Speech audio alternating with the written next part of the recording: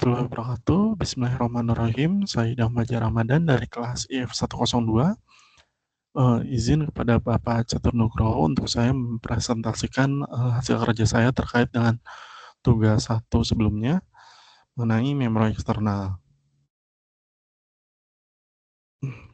Sebagai pendahuluan, mengapa kita sangat membutuhkan memori eksternal? Karena data yang diproses oleh prosesor akan disimpan sementara di memori fisik atau volatile yang akan hilang saat komputer dimatikan.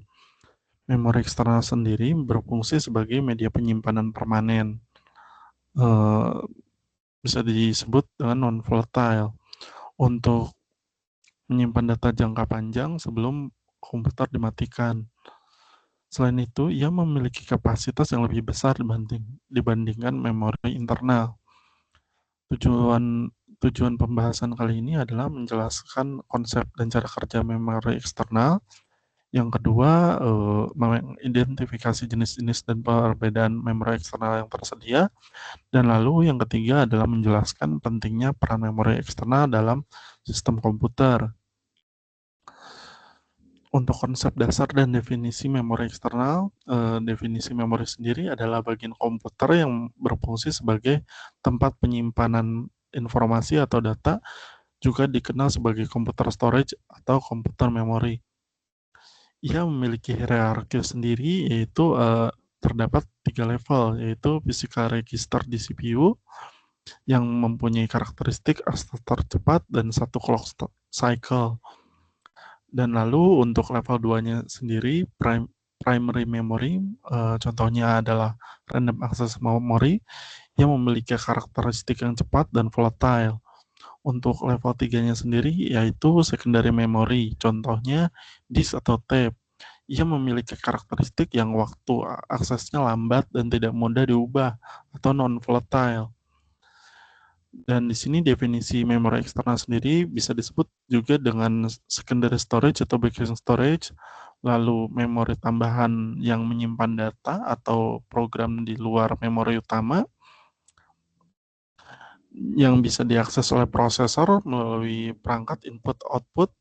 Konsep dasarnya adalah menyimpan data secara permanen, baik komputer aktif maupun tidak. Ia mempunyai klasifikasi sebagai berikut, salah satunya adalah DASD, atau bisa disebut dengan Direct Access Storage Device, yaitu perangkat penyimpanan yang memiliki akses langsung ke data.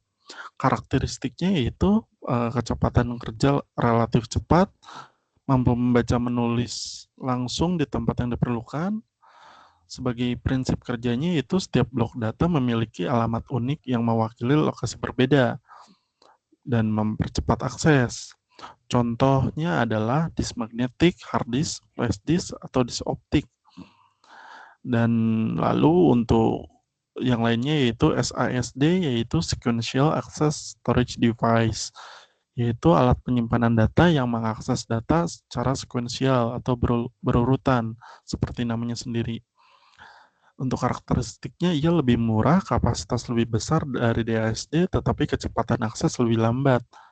Prinsip kerjanya itu perlu mengakses data yang ada sebelumnya untuk mencapai data yang dituju. Contohnya adalah kaset magnetik atau magnetic tape dan kartu punch. Magnetic disk sendiri yaitu definisinya adalah piringan bundar yang dilapisi bahan yang dapat dimagnetisasi. Dan untuk organisasi datanya yaitu data organisasinya dalam piringan cincin atau cincin konsentris track yang dibagi lagi menjadi sektor. Cara mekanismenya, cara kerjanya adalah menggunakan kepala baca atau tulis, atau bisa dibilang baca atau head yang bersifat stasioner saat piringan disk berputar. Contoh perangkatnya adalah floppy disk, removable disk, hard disk atau HDD, zip disk, flash disk, atau memori tipe NAND dengan USB. Untuk berdasarkan ini adalah contoh memori eksternal berdasarkan dengan karakteristik bahan. Untuk ciri memori eksternal dengan karakteristik bahan selanjutnya adalah RAID atau bisa disebut dengan redundancy array of independent disk. Ia mempunyai organisasi disk memori yang menangani beberapa disk dengan sistem akses paralel. Ia juga mempunyai karakteristik yaitu dapat meningkatkan reliabilitas dengan redundansi data.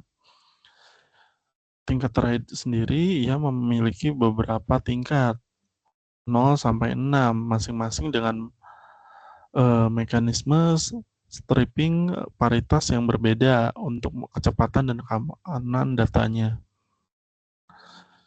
Untuk selanjutnya, memori eksternal yang dapat bisa dikarakteristikan sebagai mempunyai karakteristik yang dapat didefinisikan dengan karakteristik bahan adalah optical disk. Media optical disk adalah media penyimpanan data yang menggunakan cahaya atau laser untuk membaca dan menulis data. Contohnya adalah CD. Cara mekanismenya itu menggunakan kepala baca atau tulis atau bisa disebut head yang bersifat stasioner saat piringan disk berputar. Ya, kita menemukan ini biasanya di dalam PS ataupun perangkat-perangkat yang menggunakan CD yang membutuhkan optik untuk membaca atau menulisnya. Di sini sendiri selain CD juga bisa dinyatakan juga beberapa media lainnya, yaitu CD-RW atau bisa disebut CD read-write atau juga DVD. DVD juga bisa disebut seperti CD, namun dia seperti mempunyai kapasitas yang berbeda gitu. Dan lalu untuk magnetic tape, ia mempunyai media penyimpanan magnetik berupa lapisan tipis pada strip film plastik yang panjang. Karakteristiknya adalah kecepatan transfer data tinggi dan kapasitas penyimpanan yang sangat besar. Kelemahannya adalah cenderung mengalami degradasi setelah 10-20 tahun. Maka dengan ini terdapat keuntungan dan fungsi memori eksternal sebagai berikut.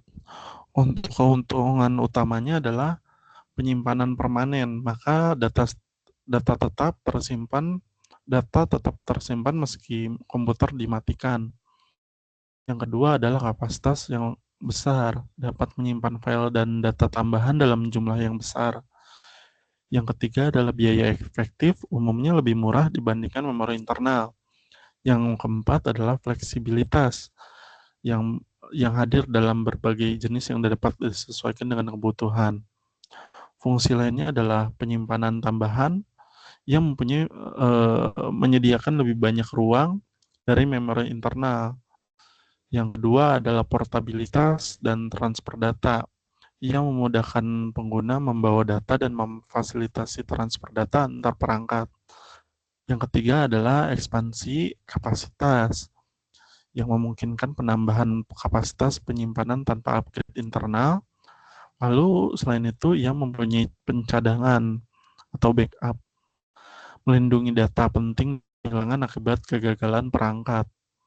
Yang kelima adalah menyimpan file media yang membebaskan ruang di memori internal untuk aplikasi performa tinggi.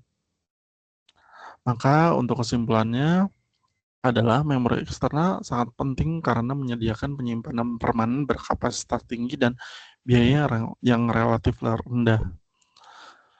Selain itu, berbagai jenis memori eksternal juga seperti magnetik, optik, dan flash menawarkan solusi penyimpanan yang fleksibel dan portable untuk berbagai kebutuhan sistem.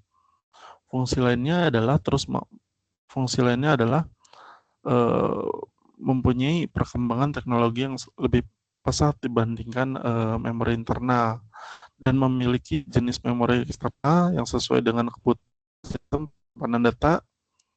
Yang kedua adalah memperhatikan faktor keamanan dan privasi data.